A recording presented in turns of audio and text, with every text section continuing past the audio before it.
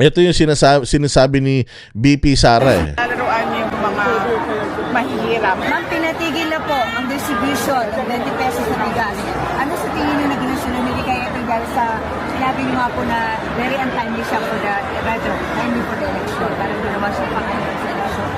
Oh, yes, ma'am. Kaya nga ako nakaitim ngayon, araw na ito sa kampanya namin dahil nalulungkot talaga ako. Nagluluksa ako kasi pinaglalaruan yung mga tao na walang-wala. Pinaglalaruan yung mga mahihirap. Yan ang problema. Wait lang, Inday. Hindi lang isang beses, hindi lang dalawa, paulit-ulit na Ayun. Ayun mga bossing. Kaya ko naman sinasabi, kaya ko ipinlay ito after nung kay Bongbong Marcos. Kasi pinaglalaroan talaga mga Pilipino. Tingnan mo naman kung gaano tayo budulin, lokohin na itong Tolongges na ito. Nagbigay ka ng isang, kumbaga parang pinarangalan mo yung sarili mo. Sinabi mo na tayong pinakamagaling. Pero pag tinignan mo talaga yung bayan natin, lugmok talaga. Pinaglalaroan mo Pilipino. Binibigyan mo ng mga false hopes, false promises, at saka ng mga false acknowledgement from yung mga sinasabi mo mga karatig bansa natin. 20 pesos na kilo ng bigas. Subsidized by the government. Yan palang panloloko na eh. Kasi hindi nyo sinasabi sa tao na kailangan nating malugi just for them to afford bigas. Maganda ba ekonomiya natin pagka gano'n? Bongbong? Maganda ba ang ekonomiya ng isang bansa na kailangan niyang bumili ng mahal para lang ibenta ng mura sa mga taong bayan dahil gutom na mga Pilipino? Meron bang ganong magandang ekonomiya? Kaya ngayon yung sinasabi ni Inday Sara na niloloko nila yung taong bayan. Isang araw nag-roll out, alam nila na hindi nila kayang i-sustain yan. Because the more 20 pesos kilo of bigas that we sell, the more yung inaabono ng gobyerno, the more na nalulugi ang gobyerno. So, hindi ito sustainable. Hindi ito panghabang panahon because it's artificial. Tapos, ni-roll out yan, isang araw lang, binawi na. Bakit? Kasi nga, unsustainable. Kasi ayaw naman talaga nila na mapunta sa taong bayan yung pera. Instead, mas okay na kurakutin na lang nila kaysa mapunta sa taong bayan. Mantakin mo. Hindi ba? Ilang bilyon ang uubusin ng Pilipinas para lang dyan sa 20 pesos na kilo ng bigas na yan. So, ininto nila. Bakit nila ininto? Ang sabi, kasi daw, binawal ng COMELEC. Bakit ngayon lang? Bakit hinayaan nyo mag-roll out ng isang araw? Kung talagang bawal yan at mukhang ayudahan ang form nito, bawal mag-ayuda kapag eleksyon, o di sana noon pa, dinesisyon na to ng COMELEC, bakit pinabayaan nilang umandar yan ng isang araw? Kasi nga, gusto nilang sabihin sa tao, kumbaga parang nagdadanggil sila eh. Para silang namimingwet. No?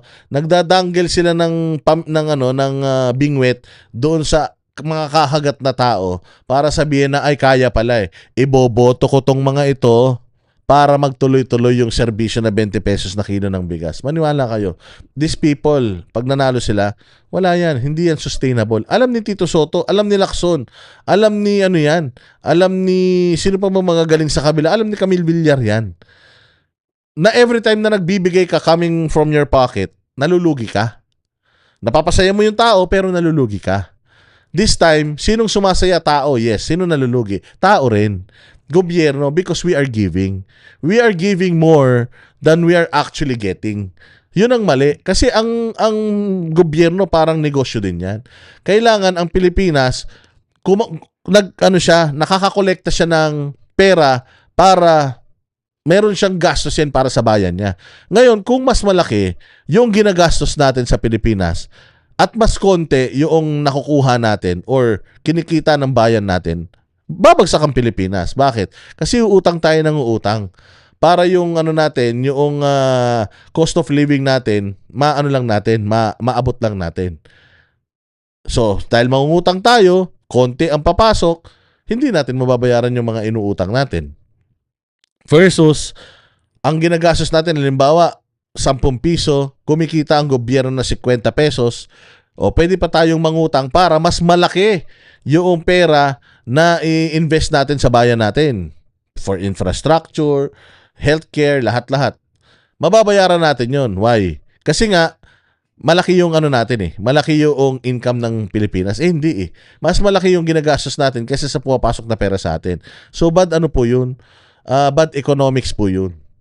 Kaya kung kayo, naniniwala kayo dito sa economics ni Bongbong Marcos na ang laki ng inutang, walang build, ang laki ng inutang, 3 taon pa lang pero walang epekto sa buhay nating mga Pilipino, what more? Ano pang kaya niyang gawin sa loob pa ng another 3 years? At kung papasok itong mga senador niya na pinababayaan itong ginagawa niya sa bayang Pilipinas, ano mangyayari sa Pilipinas? And imagine, kung mai-impeach si VP Sara at si Romualdez, anak niya, o sino man kamag-anak niya, yung magiging presidente na naman for another 6 years, anong kahihinat na ng bayan natin? Yun ang dapat nyo laging iisipin. Sinasamantala yung desperation, hunger, and poverty sa ating bayan. So yung pagpapatigil, ma'am, sa tingin mo, isa na rin ito doon sa nag-hit sila doon sa sinabi nyo na ginagamit lang ito para sa eleksyon? Malamang ma'am kasi hindi nila kaya talaga yan ibigay ng totoo yung 20 pesos ang kilo ng bigas. Kaya Hindi naman tayo tanga Alam naman nila na pinakara lang nila tayo, pinadama lang tayo. Pero alam naman nila na hindi talaga nila kayang i-sustain yan. Kaya kunyari, inutos ni ganito, inutos ni ganyan, pero tingnan nyo, hindi na babalik yan. At kung bumalik yan, ganun ulit. 1 araw, 2 araw, 3 araw. Nangyari na yun sa mga kadiwa. Kadiwa nga, 25 pesos lang ang benta nila hindi nila na-sustain Hindi ba? So, tanga-tanga na lang talaga kayo kung magpapaloko pa kayo sa ganitong mga galawan. Ito ang kinakagalit nila sa mga vloggers. Matatalino ang mga vloggers at napapaintindi sa inyo ng mga vloggers yung totoong sitwasyon ng bayan natin at yung scam nila. Kaya sila gigil sa mga vloggers at karamihan ng mga dinidemanda nilang mga vloggers, mga Duterte supporters. Kasi yung mga Duterte supporters, hindi pinapayagan itong mga ganitong klase ng mga ganitong klase ng scam. Okay? Kaya talagang mainit sila sa atin. Kita mo nga si Banat Bay, may bago na namang subpina. Hindi ba? nila napatigil yan, kaya nila tinigil yan kasi alam nila na hindi talaga nila kaya ibenta. Ayun. Kaya nila diba? Yan yung sinasabi ko sa inyo. Sinabi lang kunyari para may masisi sila na ipinatigil, sinisi nila sa ibang ahensya, pero sa totoo lang, hindi yan sustainable. Alam ni VP Sara yan, mayor yan Alam ni VP Sara yan, naging presidente tatay niyan Alam ni VP Sara yan. Dahil nagbibigay yan ng tulong sa mga taga Davao so hindi nila malolo. Ito ang rason kung bakit ayaw nila sa mga Duterte. Kasi yung mga ganitong scam nila, hindi yan uubra sa mga Duterte. At pagdating ng panahon, magiging presidente ito si VP Sara Duterte, sisingilin kayo lahat sa mga kasalanan ninyong mga hayop kayo. Lahat kayo, sisingilin kayo sa lahat ng mga kasalanan ninyo. Di ba nung nakaraan sinabi ko sa inyo na in-embrace na ni VP Sara yung pagiging isang presidente. Noon, ayaw niya. May delikadesa kasi ang mga Duterte. Ayaw nila na parang sila na lang ang may hawak ng politika sa Pilipinas. Pero tao kasi ang may gusto na mamuno kayo sa Pilipinas, VP Sara. So just recently, sinabi ko sa inyo na meron naintindihan na ni VP Sara yung politika sa Pilipinas. Na if you are holding the power, marami kang kaibigan. Kaya lately, si VP Sara, ang ginawa niya, in-embrace niya na that someday I will be president. Hinablot niya na yon. Ginagamit niya na yun ngayon. Someday I will be president. I will go to Manila and I will stand there, mumurahin ko yung congressman mo, mumurahin ko yung congressman mo, mumurahin ko yung congressman mo, itataas ko yung kamay ng kalaban ng congressman mo, because someday I will be president. Lahat ng lakas ninyong mga kongresista kayo, hinugot ninyo dahil presidente, kaalyado nyo. Someday, I will be president at hindi ko kayo kaalyado. Imagine ninyo, anong gagawin ko sa inyo? Yaan ang meron si VP Sara ngayon. Kaya ang lakas-lakas na niya. Ang tapang-tapang niya na. At long last, she embraced politics. She embraced na yung inevitable that she will be president of this country. Pag nanalo tong mga kandidato natin sa PDP, she will be president of this country. At dahil dyan, meron siyang kanta. Somewhere down the road.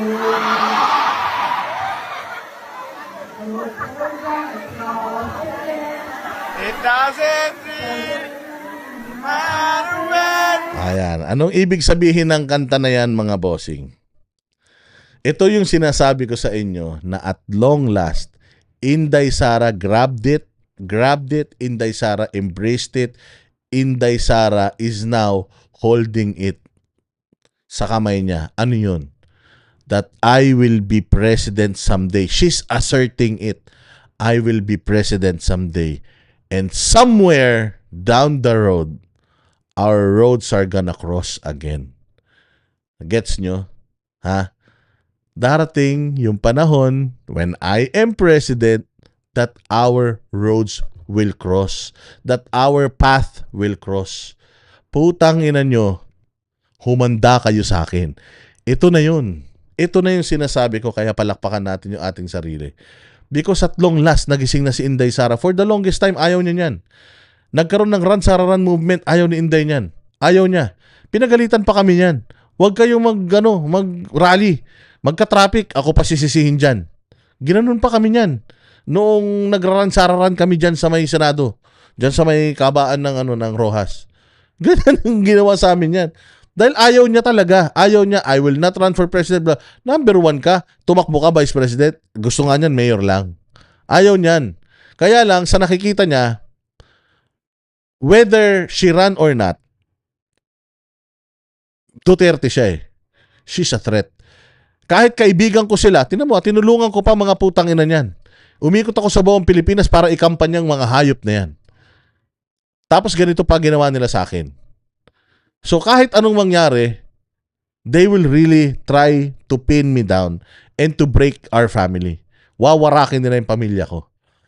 Unless I will use the same power that they are using now para maipagtanggol ko yung pamilya ko at yung legacy ng tatay ko. Ano yun? Embrace the fact that people want you to become president. And it's inevitable that you will be president. So, yun na yun. In-embrace niya na yun. Siguro, sinabi na nung tatay niya, nung nagpunta siya sa Hague, na anak, the only thing people will respect you is when you have the power. The only time that they will respect you is when you have the power. Now, tell the people that someday you will have that power. Makikipagkaibigan sa iyo lahat yan. Look at Amy Marcos. Look at Camille Villar. Look at these people. Kakampiyan ng alyansa, pero dumidikit kay VP Sara. Look at them. Because they know that it is inevitable. Ibig sabihin, hindi natin mapipigilan. Someday, Inday Sara will be president. At kinakantahan niya na ngayon yung kanyang mga kalaban. At sinasabihan niya na that somewhere, someday, our roads are gonna cross again. When I am president, I will remember what you did to me. So, kita-kits tayo sa finals. Somewhere down the road.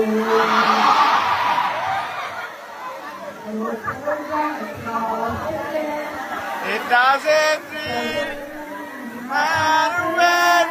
Somewhere down the road. Kuha natin mga bossing. Yung mensahe, ganyan ang mga Duterte. slowly but surely, hindi nakukuha sa madalian. Ito ang problema ni Martin Romualdez. Ito ang problema ni Bongbong Marcos. At ang problema ng mga nakapaligid sa kanila. Akala nila lahat kaya nilang kunin ng madalian. Hindi po. Oo, hindi po. Kailangan lahat pinaghihirapan natin. Tsaka kailangan calculated. Ganito katalino mga Duterte. Si Pangulong Duterte, kung malalaman nyo lang yung journey niya, paano siya naging presidente, alam mo na talagang calculated at talagang hinog na hinog sa panahon. Kaya naging presidente siya. Alam nila when to strike, alam nila when to grab it, alam nila when to use it. Yun ang some other time, i-discuss ko yun sa inyo. Kasi kung papaano nagsimulang nangampanya si Pangulong Duterte nang hindi natin nalalaman kung paano siya nangampanya, paano siya pumosisyon bilang susunod na presidente ng Pilipinas nang hindi niya sinasabi sa inyo na gusto ko maging presidente ng Pilipinas. Ang galing nun. Ito yung mga pinag-uusapan namin behind the scenes. How they made PRRD president. Actually, what made PRRD president are the people around him. Si PRRD is just si PRRD sumusunod lang siya doon sa Agos. But ang totoo talagang naging reason why PRRD became president dahil din sa galing ng mga tao na nasa paligid niya at ginamit nila yung mga circumstances sa bayang Pilipinas during that time para maging popular siya. One of these days, iano ko yan sa inyo. Pero iisipin ko muna kung pwede ko nang i-divulge yan sa inyo because it's an information. Actually, ano yan tawag dito, secret yan. Secret yan. Kami ang boses ng masa, hindi natatakot. Katotohanan lang, di kami nalulunod. Walang bahid ng sismis, lahat ay totoo. Kahit sino ka pa, pag mali ka babanatan ka. Walang pinipili kulay, wala kaming kinikilingan. Basta para sa bayan, kami lalaban. Pagdama palakpakan, pag mali banatan. Di matitinag, di matatakot, para sa bayan tuloy ang sigaw. Sa harap ng kamera, walang halong takot. Mga baluktot, lahat kayo'y tutok.